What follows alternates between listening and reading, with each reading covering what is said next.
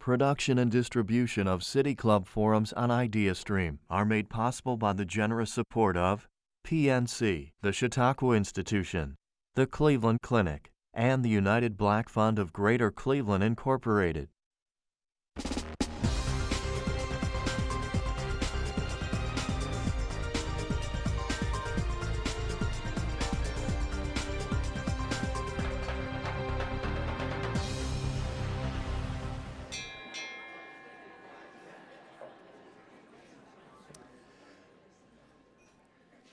Good afternoon, and welcome to the City Club of Cleveland.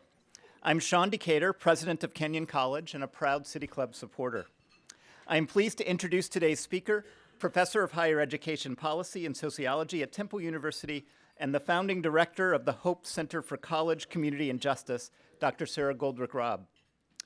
The mounting cost of higher education has dominated the public conversation for some time. Rising tuition and subsequent student loan debt have many Americans questioning the true value of a college degree. But today's speaker has a different perspective, one that goes beyond the hard costs of a degree. Dr. Goldrick-Rab argues that college students are faced with the new economics of higher education. And in this new era, deep cuts in funding to colleges and universities have led to mounting tuition prices while federal financial aid remains stagnant. These changes have led to more than just a greater student loan burden. For many students, it means food and housing insecurity and inability to pay for health care, and in some cases, even homelessness. Dr. Goldrick-Rab, a self-described scholar activist, has dedicated her career to conducting research on and proposing solutions to the challenges facing college students. The Chronicle of Higher Education calls her a, quote, defender of impoverished students and a scholar of their struggles. I count myself among the admirers of her work. I confessed to her a little bit early that I consider myself a superfan of her work. And I've learned a great deal from her writings. Dr. Goldrick-Rab combines data-driven analysis with skillful capturing of the human dimensions and impacts of education policy, resulting in a powerful and passionate case for meaningful reform. The granddaughter of one of the first women to complete a journalism degree from Northwestern University, she was drawn to sociology after her own experiences with struggles of higher education's affordability and the inequality she encountered while researching community college funding. Today, she's a professor of higher education policy and sociology at Temple, a best-selling author of a book, Paying the Price, College Costs, Financial Aid, and the Betrayal of the American Dream, and a researcher whose 2009 Brookings Institution report, Transforming America's Community College, influenced elements of President Barack Obama's American Graduation Initiative.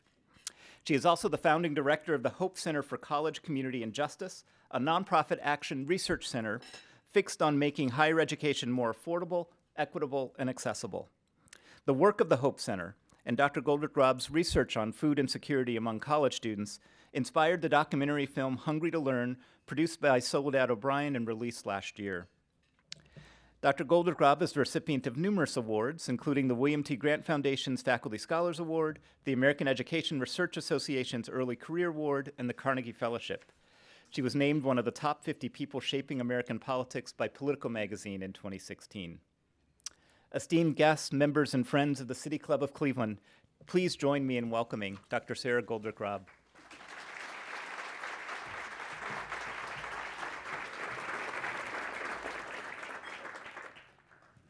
Good afternoon.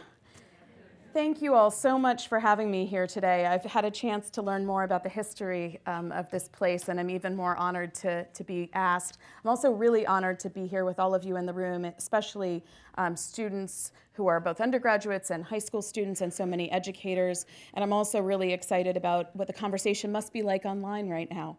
And I hope that that will continue. I want to take you back for a moment to think about American higher education, and I'm going to ground that in my first couple of years teaching as a college professor. I graduated in 2004 from the University of Pennsylvania, where I had done a degree in sociology.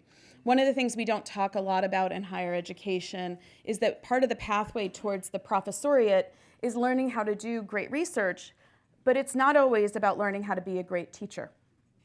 And I was in my first couple of years teaching at this great institution, the University of Wisconsin-Madison, when in one of my sociology classes, a student fell asleep.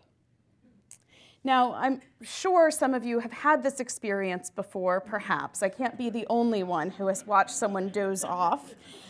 And as I watched it occur, I was struggling with what to do with it.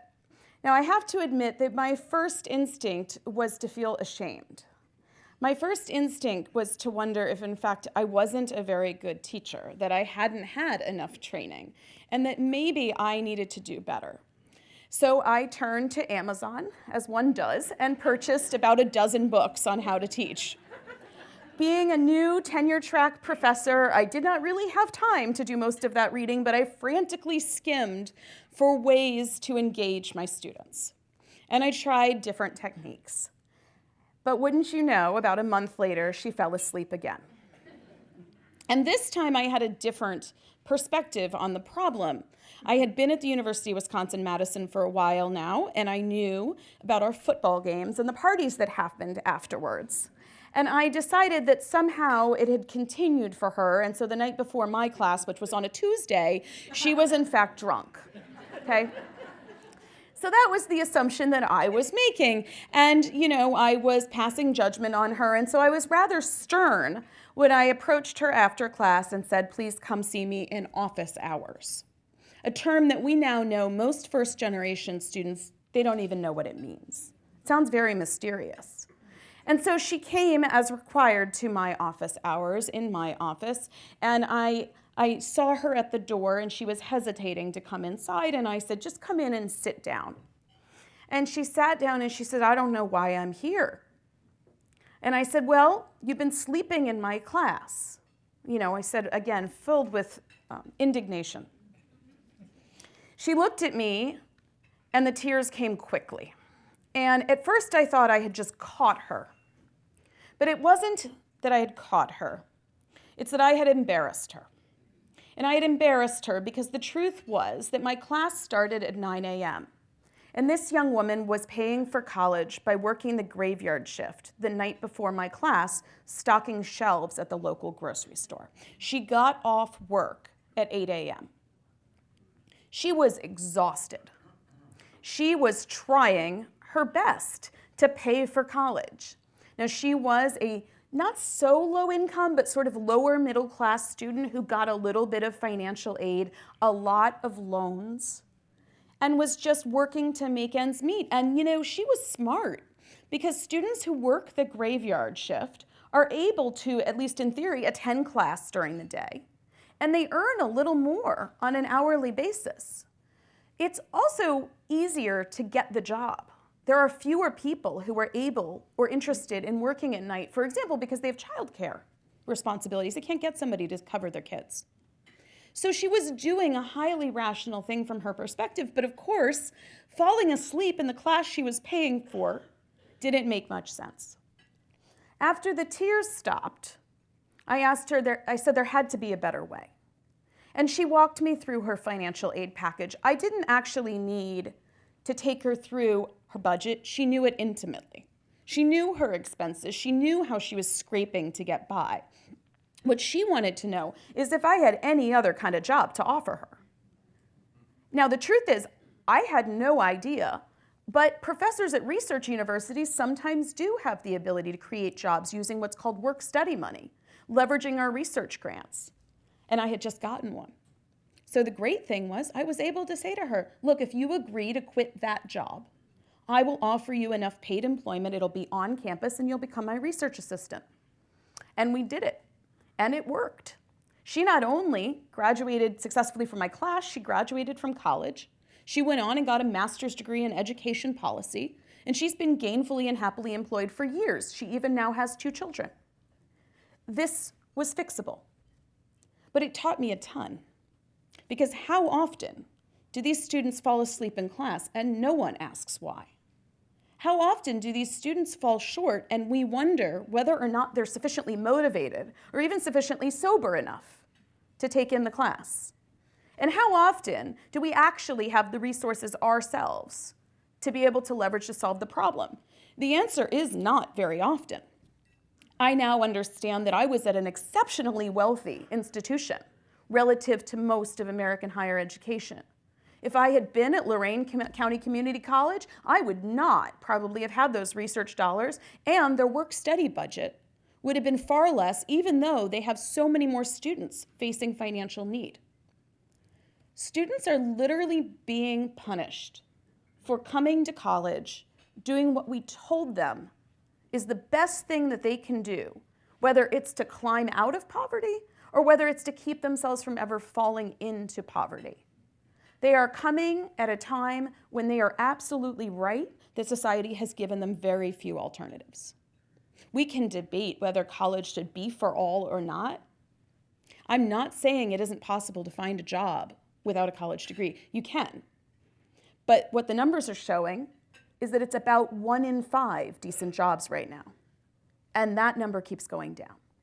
So if you're playing the odds and it's your kid, or it's somebody in your community, or it's your mom who's going to go and get that degree, the odds are pretty good that they are seeing those numbers and they understand they're not going to be able to feed their families. They're not going to be able to ensure that things are okay on a daily basis if they don't get those degrees. Now, we therefore frame college as the great investment. And the fact that we frame it as the great investment helps us to justify our focus on giving people loans rather than grants for higher education. Back in the 1970s, after we had just created the federal Pell Grant program, a program that had tremendous ambition. You know, I was told that Bobby Kennedy has stood in this place, right? Bobby Kennedy knew people like Claiborne Pell. Senator Claiborne Pell created the Pell Grant program with the ambition that anybody should be able to get a college degree without it being contingent on their family income. He wanted to break the link. Remarkably, he thought a single grant could do it. He thought that we would size up your need, we would cover that need with a grant, and magically you'd get a degree. He wasn't wrong to think that. Where he was wrong and where Congress at the time was wrong was to think that a single grant program distributed as a voucher to students would be able to hold together a coalition, not just of federal policymakers, but also of state policymakers and of institutional leaders and of communities across the country, to all agree to invest sufficiently together in higher ed. That isn't what happened. Today's Pell Grant is a small shadow of what it used to be. Okay? The program was supposed to cover 100% of going to a public college, university, whether 2 or 4 year. Today it covers about 60% of attending a public college at the 4-year level, and at the 2-year level, and about 30% of attending it at the 4-year level. So it is no longer the case that we can say, fill out the FAFSA, you'll get the Pell Grant and things will be okay. Instead, we have shifted to a strategy that actually has been in place for a very long time. A strategy that says, look, if you want to invest in college, there is a payoff for you. So a loan is worth it. And we have essentially privatized the financing system. We've said to individuals, take it, you'll get a degree, and you'll be able to repay it. But we're living in a society right now where that payoff, it doesn't come immediately. It does come. I mean, listen, it arrives. But I know I have some folks here, and there are folks all over the country, who graduate 21, 25, 27 years old, and they think they're going to see the return to higher education immediately. And guess what? You might be as old as 40, right, or 50 before that actually happens. That's the point at which you're going to see the difference between yourself and that person who didn't go on to college. And you can't wait that long because your loan payments are due. And as people are making loan payments, we're starting to see not only the consequences of the challenges of financially paying during college, but also the consequences afterwards. And the real crisis, the deepest crisis, is for the large number of people who take out the loans during college and still find it's not enough money to get through school. So they leave in debt with no degree. Doing that at this moment, it's devastating. It's literally rolling back people's ambitions. It is causing them to question the very value of higher education itself. If your aunt or cousin or mom tried college and left after a year or two because she couldn't pay her rent and go to school, she's not real likely to be someone who says to you, yeah, this will really work out for you. She is somebody who really might say, maybe this isn't the only path, and try to direct you elsewhere. The problem is that there's almost nowhere else to turn. So even talented, hardworking students with great K-12 preparation are falling short. And I want to define what I mean by falling short. There are a lot of different variations. So there is a student, for example, who is in college and they are paying their rent and they have enough to eat every day, but sometimes the instructor passes out the reading list and there's a book on there and it's going to cost more than they have. So they're going to school without sufficient materials, right? They're going to go to the class and listen to the lecture and they're not going to have read the book. That's one variation of falling short. But what my team has uncovered and has been working on since 2008 is a deeper issue. We're finding that students, even after financial aid, even after working, are falling so short on money to cover their bills. This is the real unmet need, not the need that's officially listed on the financial aid package. The real need is often another 10 grand deeper. These students are ending up food insecure, which means they don't have sufficient access to affordable food to eat every day per their needs. Housing insecure, which means that they are at risk of losing the stable and an affordable place where they live, or even homeless. Now, when we first saw this, we heard about it from an individual student, and we really weren't sure if this was just one sad story. You read in the newspaper about the homeless teen who makes it to college, and you got to wonder, how often does that happen, right? So like any good scientists out there, we went out and did survey research to see what we could find out. And what we found out really took us aback. This problem is incredibly widespread. Any time that a college actually allows for their students to be assessed, and I mean assessed with validated instruments, gone to every student so that they can answer the questions if they care to, we learn that at least a third of American college students, especially those in the public sector, are short on food. And that number can go as high as close to 50% for students at community colleges. The number of housing insecure students seems to even exceed the number of food insecure students. And the number of homeless students, by which I mean people who do not have an adequate, reliable, secure place to live, is exceeding 10 to 15% at some of our institutions, and at our community colleges can go as high as 20%. These students are very unlikely to learn the skills and material that they need to get through the rest of their lives if this is the condition that they're facing. And it is no wonder that even students who know exactly what they want to study, who know why they want to study it, who love the material, who love learning, are dropping out. They are living a life in college that is entirely focused essentially on money. We try to get them to see the material, and they just see the lack of money in their life. And it plays out with severe stress. That stress can literally get under their skin. That stress, science has shown, reduces what we call executive functioning, right? The part where you're able to kind of think about long-term consequences, the part where you're able to make lists of the things that you've got to do the next day. They do those things, but they do them while sleep deprived. And so it just doesn't work. So if this is the problem, the question really then is, what are we going to do about it? And for the last 5 years in particular, I've had the great privilege of traveling all over this country and being invited to campuses to see how they are working on these challenges. There's some good news and there's some bad news. The good news is that I think American higher education is finally starting to realize what K-12 has known for a while. You would be hard-pressed to find a school teacher or a principal who thought we should cut the National School Lunch Program. You'd be hard-pressed to find someone who doesn't think that it's been important that we put supports in there for homeless K-12 students, right? These things are widely understood as being critical to helping students get through high school. And higher ed is starting to ask for those things. We've also seen a proliferation of campus food pantries. there is an organization called the College and University Food Bank Alliance, CUFBA. And CUFBA now boasts more than 800 members. Now, for those of you, many people don't really realize how many colleges there are in the United States. So we talk about 100 of them, and there are more than 4,000.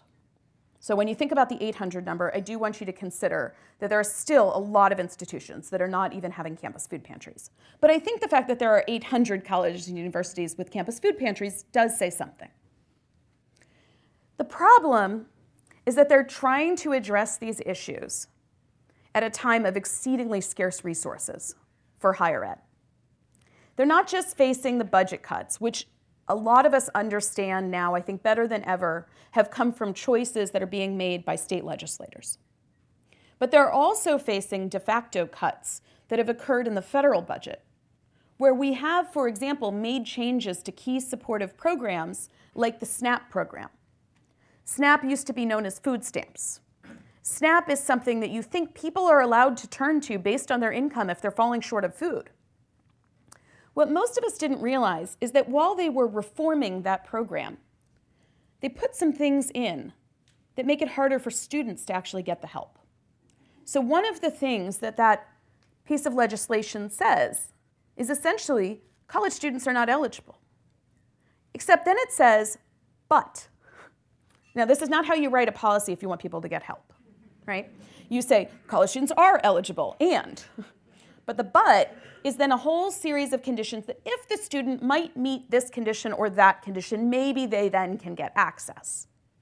The result of this complex way that we've written this is that very few students who are food insecure are actually connecting to the benefits that they need.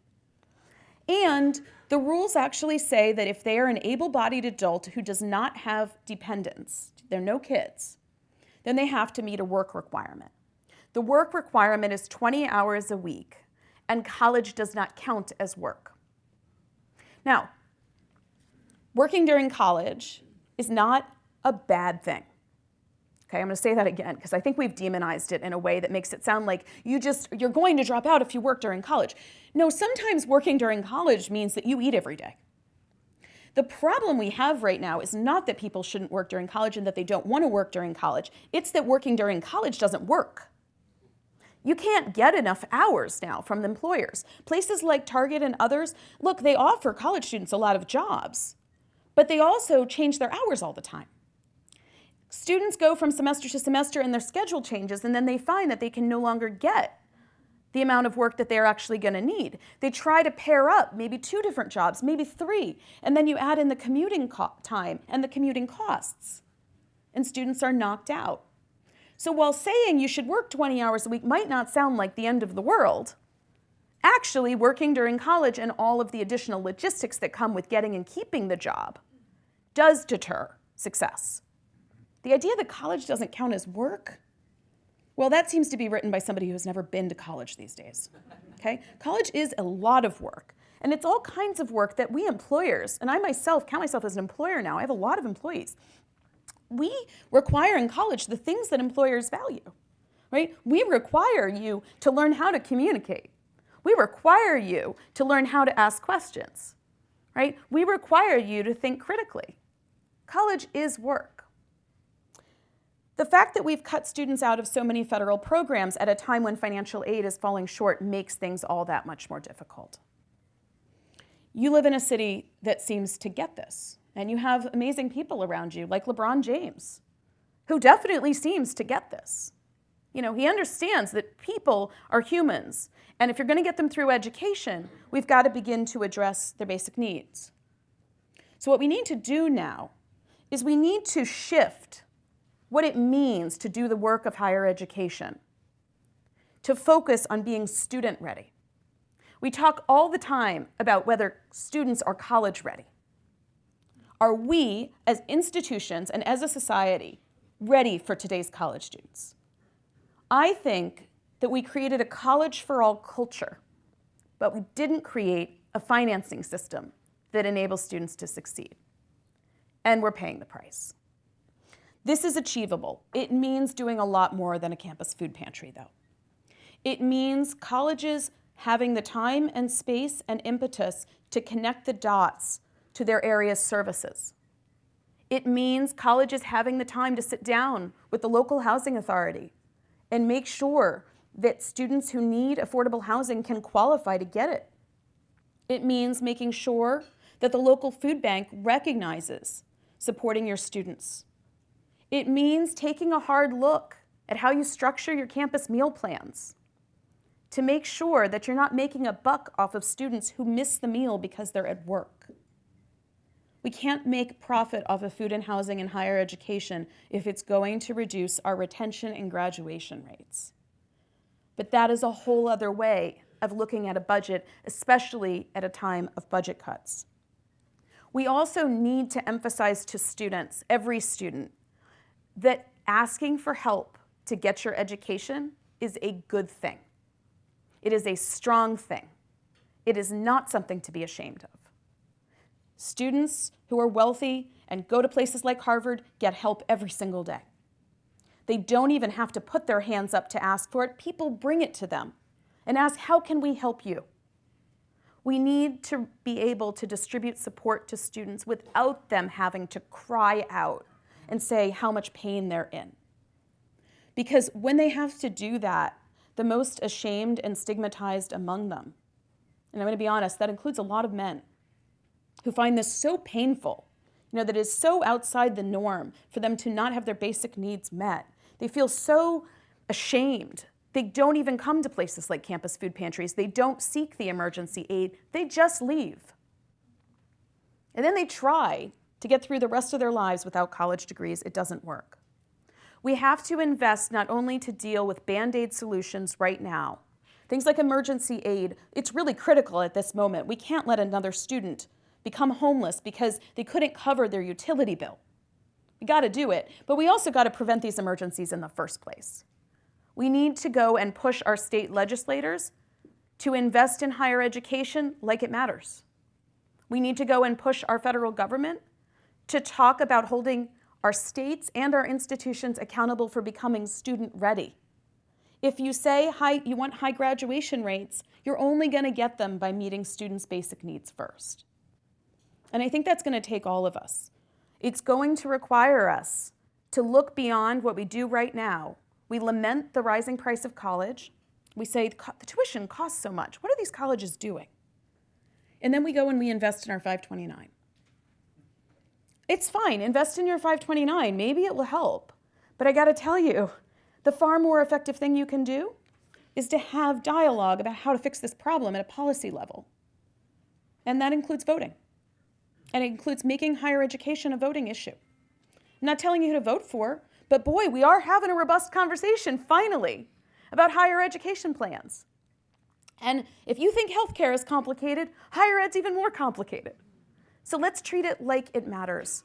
The return on investment in higher education is unparalleled. That doesn't just come in terms of whether people bring home more money in their own pockets. It leads to healthier, happier communities. We don't talk about that as much because it's harder to quantify. And in this country, if you can't count it, it doesn't matter. But by the way, we could count those benefits. We have better administrative data sources than we've ever had before if we cared enough to actually measure the return to college in terms of reduced healthcare spending, reduced entry or repeated entry into the criminal justice system, right? Reduced emergency room visits. We could.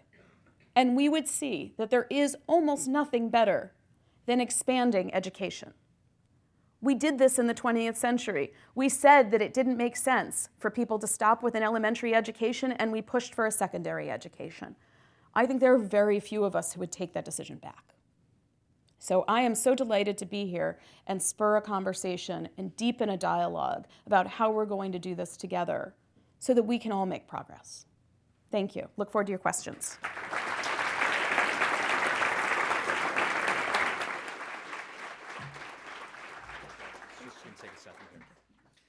I'm Dan Malthrop, Chief Executive here at the City Club and a proud member, and today we're enjoying a forum with Dr. Sara Goldrick-Rab, Professor of Higher Education Policy and Sociology at Temple University, and the founding director of the Hope Center for College, Community, and Justice. We're about to begin our Q&A with the audience, and we welcome questions from everyone, City Club members, guests, students, and those of you joining us via our live stream or radio broadcast on 90.3 WCPN Idea Stream. If you'd like to tweet a question, please tweet it at the City Club, and our team will work it into the program. Holding our microphones today are Content and Programming Coordinator Bliss Davis and City Club intern Remy Orasanya. May we have our first question, please?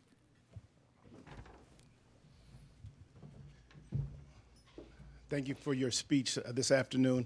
My name is Aaron Jeter. I brought some of my students here from Solon High School, and we had a lot, we appreciate a lot that you had to say. My question for you, Forbes wrote an article about 3 years ago about the rising tuition prices, and they titled the article, Bureaucrats in Buildings. Mm-hmm. And they said that there's often more administrators on campus than ever before, and a lot of people don't know exactly what they are doing. In addition, buildings, and there seems to be an arms race to bring students on campus, and there's all these funds that are being raised, and as a direct result, students are paying the price. Can you address that, and how should students look at that? Thank you. Yeah, so overpaid administrators, and by the way, sometimes they say faculty too, right? Wasting time, and lavish buildings. If only it were that simple. That's a story that sells. It also fits a narrative that tells us that, in fact, it must be waste. It couldn't be disinvestment. Can you find places in this country where, yes, the number of administrators has expanded greatly and they're not doing much for students? I'm sure. It's not the majority of American higher education. Most of American higher education, to the extent that they have expanded people in what we call the administration, are there to provide student support services. We have people coming to college today who do not come from wealthy families. They do not have these helicopter parents that we keep talking about. I'm sure you've heard, right, that these parents are swooping in and making all the decisions for their child. Most people go to college very much on their own. They have no one to talk to. They need more people on campus, not less. And the other thing that has changed is the role of the faculty has shifted. Part of what has happened in a lot of different spaces for faculty is they've been asked to do a lot more jobs. And sometimes the effort has been to take some of the advising off of them and then move it to professional people who do advising for a living. And that can make sense because maybe the professor, like I said, I was trained as a sociologist. If you ask me for advising, I'm going to tell you to be a sociologist, right? Maybe you should have a professional advisor who knows about other fields, right? So that proliferation, for the most part, has been to meet the need. Sometimes it doesn't happen, and we should be honest that we have a role to play in this. So many of us, if we are talking especially to our own kids about where they're going to go to college, we do something like open the US News and World Report, and we turn to rankings. And we look at these rankings as if they tell us something about educational quality, except they don't.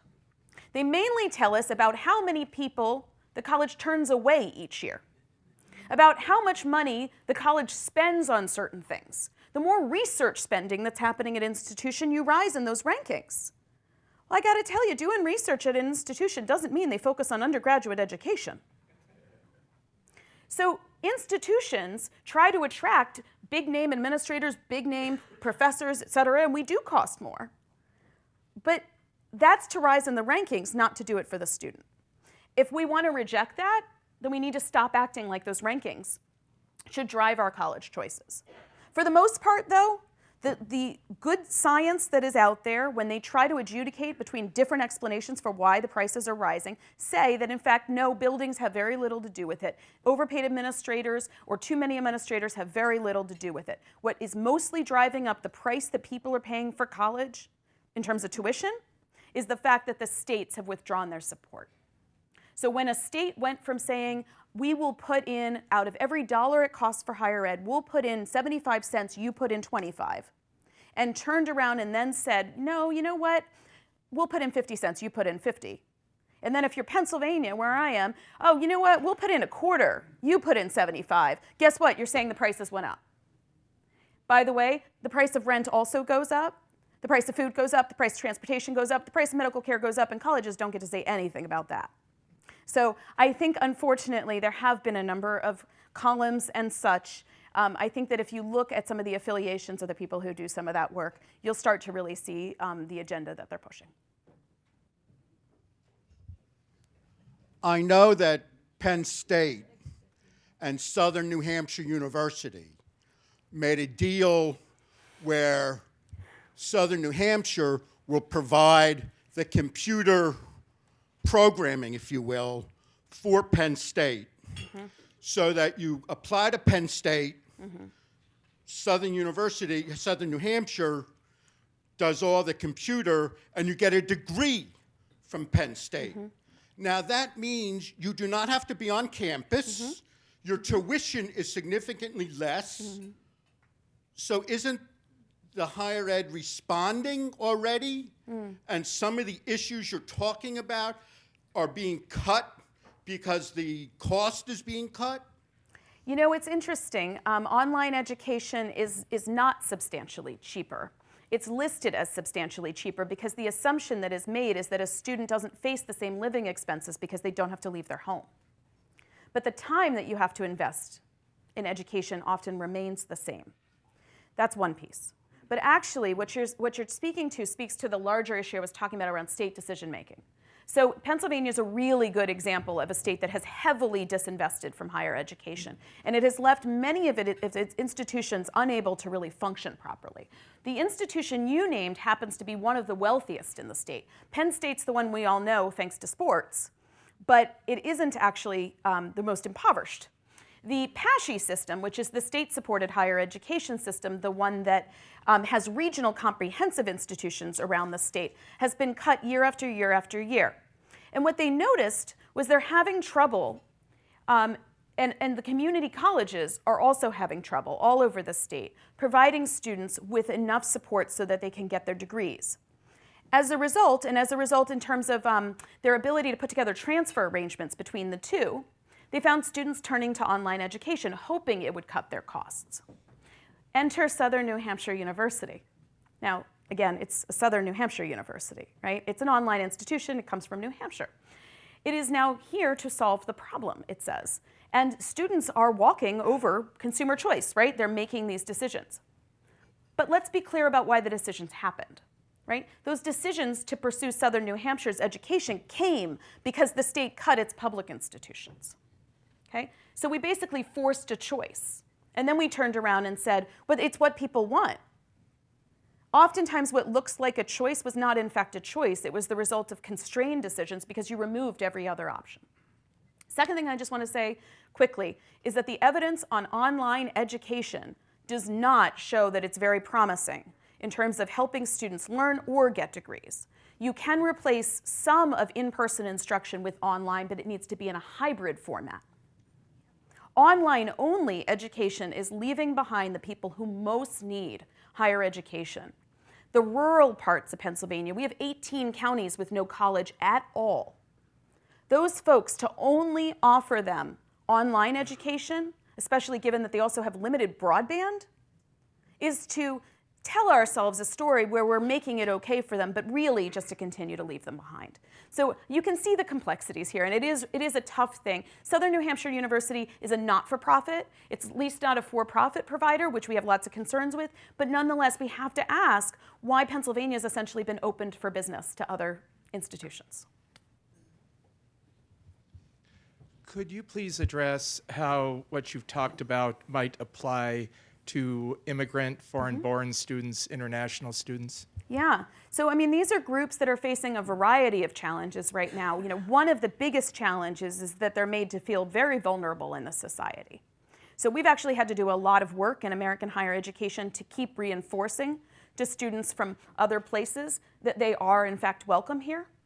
When students are scared to be on campus or let alone to be in this country, it is not likely to help them complete their degrees.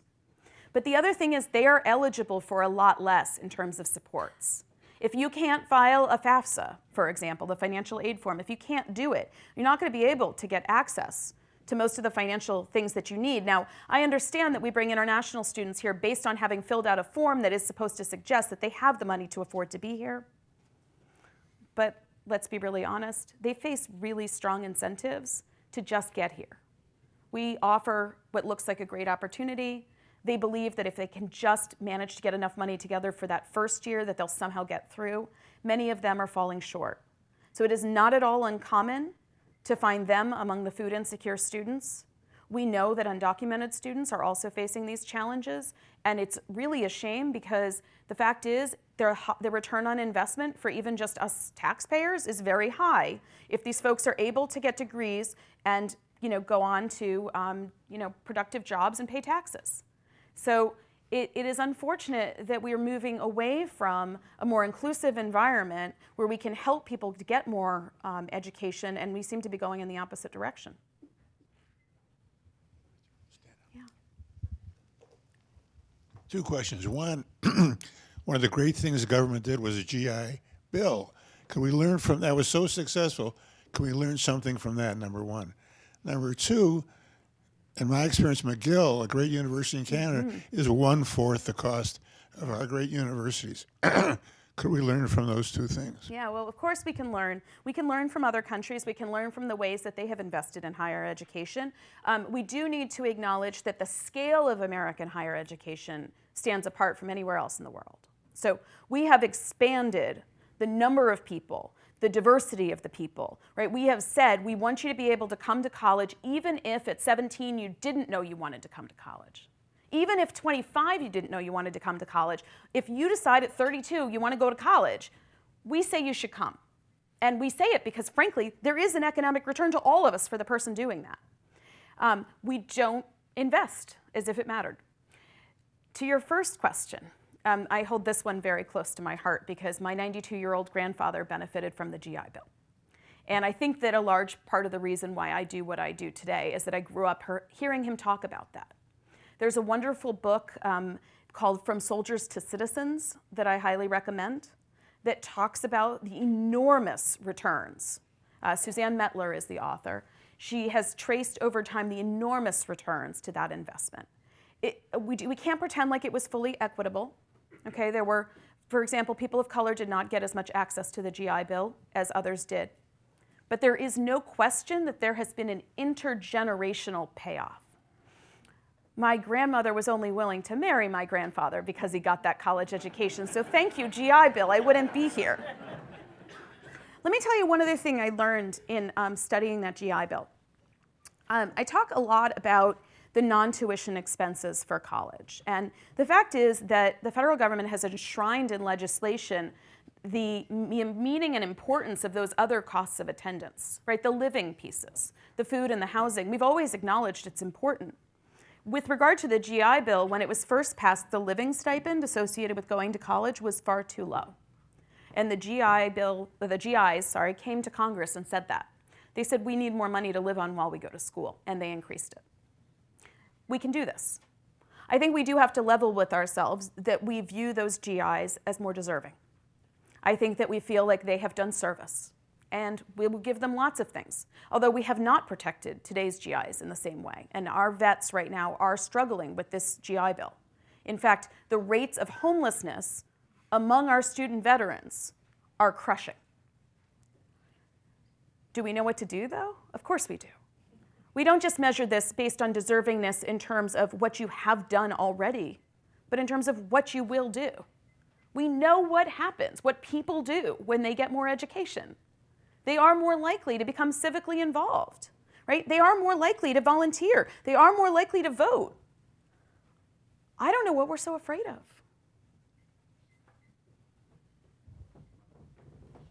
Can you comment on the possibility of directing more students into technical and trades rather than everyone needing to go to a university? Yeah. And what are some obstacles to that? Yeah, well, I mean, first let me underline what community colleges do, right? Half of all the work that community colleges do, and often more than half of the work, is technical education. It's vocational education. So I get this a lot. Why not trade school? Trade school is college now. And, you know, I don't know why that should surprise us so much if you really understand what's happened in a lot of the trades, right? There's a lot of skills that are needed in these trades. We don't even fix a car today the way that we used to. It's a lot more complicated, and you need to learn computers and such. Now, we can talk about what's happened in high schools. We can talk about the fact that we don't spend as much time on vocational education necessarily in high school.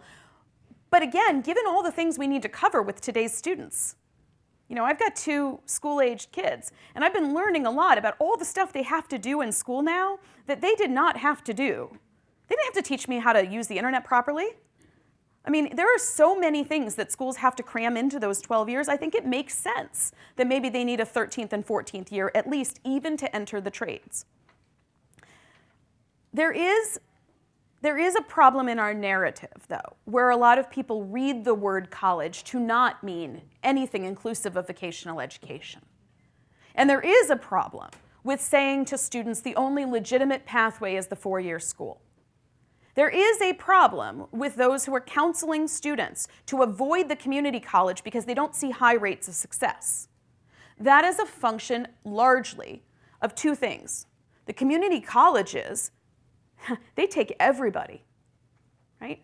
Most of those schools with really high graduation rates, they either turn away the majority or they find ways to turn away even once you're there. The second thing is you get what you pay for.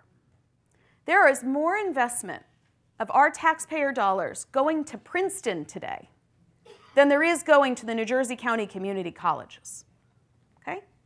We get what we pay for. If you surround a student with a $60,000 or $70,000 investment every single year, or if you're Amherst, $100,000 a year, or you surround them with an investment of $3,000 to $5,000, you know what you're going to get. So I think instead of telling people to not go to the nearest place to their homes and telling them they should turn away from the community colleges, we should all lean into making sure that everybody has an affordable, high-quality, well-invested community college education available to them. And if that makes sense for them, yes, do 2 years there, maybe 3 if you have to, and then go on and get that bachelor's if that's what you need. And maybe you don't. Maybe you do take that associate degree. Maybe you take the certificate and you go work. And then at 32, 33, you want to get a raise, and so you go and you get the next part. That's fine. There's stackable credentials. There are career pathways. We've been working on that stuff for 30 years. Again, we just haven't invested in it like it's worth it. Where's the next question? Hi. Hi. Okay. I come from a world of contract management services, and this may sound really awful, but we approach our contracts for a business the same way we do for schools. And contracts are written with the idea that a certain projected amount of those dining dollars will never be taken back in. And that is the profit model. Now, as long as you have a profit model of contractors coming in to universities, they want to make money. Mm-hmm. I don't know if that's ethical or not. My question is, what can we do to work with the business community where more and more and more of these services are contract services to be on the same ethical playing field of the objective is not to make money off that student, but to get that student through school so they can go into the business where you charge them at that cafeteria. Yep. So, one of the things one of the things that I'm proud of with regard to how my team has evolved over time is that we've moved beyond just focusing on what higher education knows and can do. Right? We've expanded the number of partnerships that we have. And in particular, we have leaned into more working with the private sector to understand what this looks like from their vantage point and what role they have to play in solving these problems. And so 5 years ago, if you had asked me, do you think you'll ever be funded by Aramark? I would have said no, right? I would probably be more likely to go protest outside Aramark, right, and join the students on their hunger strikes. I am now partially funded by Aramark, and I'll tell you why. Because they can be and intend to be part of the solution. But here's how this is going to work, right? You're right, they make a contract with a school. The client is the institution. The client is not the student. Let's be very clear, right? In their higher education business, they need to go get more colleges and universities. What the colleges and universities are telling the food service providers is that they want contracts that offer food that is good, affordable, but affordable is down the list. meets all of these different demands students have, gluten-free, vegan, right, all the different things, and that, yes, does generate some additional revenue. Why do colleges and universities look at their food service for revenue? Because revenue has been cut in so many other places. They do the same thing on the housing side. They say they want it to be affordable, but again, these other things are a priority. Places like Aramark respond by giving them what they asked for. Okay? Now, like you said, when students miss meals, that goes directly into the profit margin. Students often don't realize that. Some of those students said, I'm missing meals, and I think my friends who don't have enough to eat should get my meals. This happened at UCLA many years ago now, and they started to say, you know what, I'm going to give you my extra swipes. And so they started giving them to each other, and they got in trouble with UCLA because it cuts into the profit margin. Luckily, that person, Rachel Sumac, who was doing that work, decided that nevertheless she would persist, and today Rachel is CEO of Swipe Out Hunger, which has, all over the country, pushed the agenda to say we will redistribute those swipes. Students lead it. These are student-driven chapters, and they're challenging it. But what's going to have to happen here is that colleges, it's not that colleges are not going to still look to make money. They need to look at their retention and graduation rates to make money instead of the food. And when students eat every day, they're more likely to be retained and graduate. And in turn, they will then say to the food service provider, here's what we need to do, right? Something's got to give. We have to make this more affordable for our students. We don't want the missed meals in the profit margin. And we are going to have to figure out what it means to offer sufficient choice to respond to consumer demand while keeping things affordable. One possible option is an expansion of the National School Lunch Program to higher education, which could offer some subsidies to these providers, which, by the way, would also subsidize agriculture. You see how we can go from just saying they need to eat and just viewing it as students are missing meals and that's sad to actual solutions, right? It's going to take everybody. So I'm actually really proud of the fact that when somebody invests in you or donates to you, they let you in the room for these conversations. Because we want to talk to Chartwells and we want to talk to Sodexo and we also want to talk to the federal government and the Ag Committee about this stuff, right? And I'm sure there's 10 other solutions we haven't even come up with yet that people are working on that we could advance. And I think that if we lean into that, we're going to get this done. And in 10 years, we're going to drive down food insecurity. It's going to exist at some level. But we're not going to see anywhere near the numbers we see today. Hi, I'm from Solon High School, and with the current Democratic primaries and similar events occurring, something that comes up really often is this idea of complete student debt forgiveness. And is something like this ever plausible, even on a more local level, or is the path forward definitely supplementing current students with helping pay for books or meals more?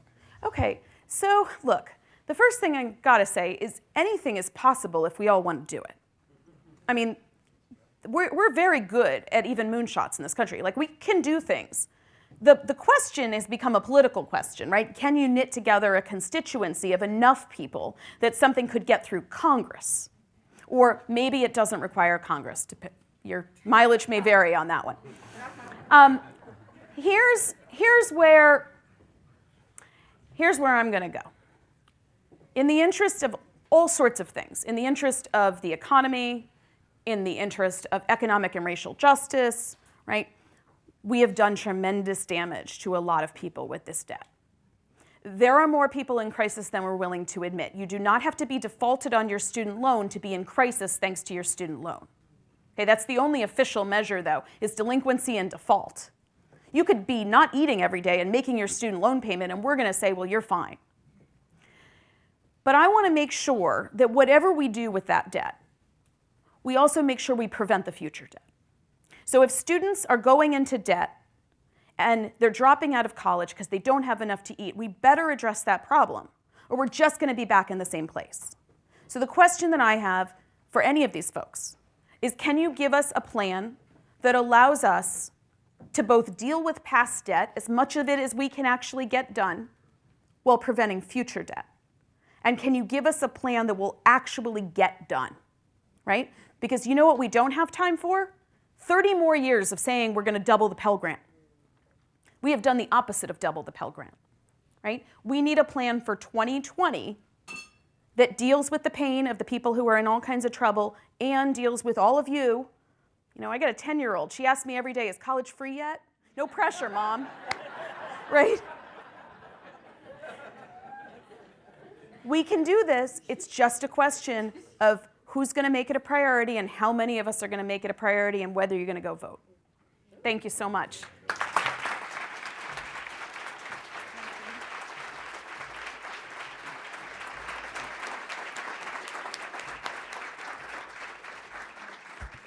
Today at the City Club, we've been hearing from Dr. Sara Goldrick-Rab. She's professor of higher education policy and sociology at Temple University and the founding director of the Hope Center for College, Community, and Justice.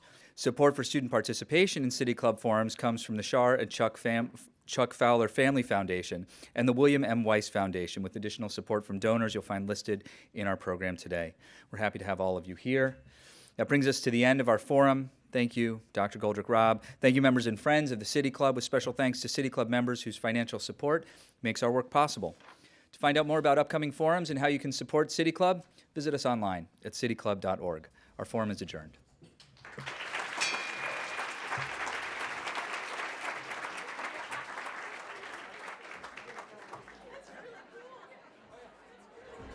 For information on upcoming speakers or for podcasts of the City Club, go to cityclub.org.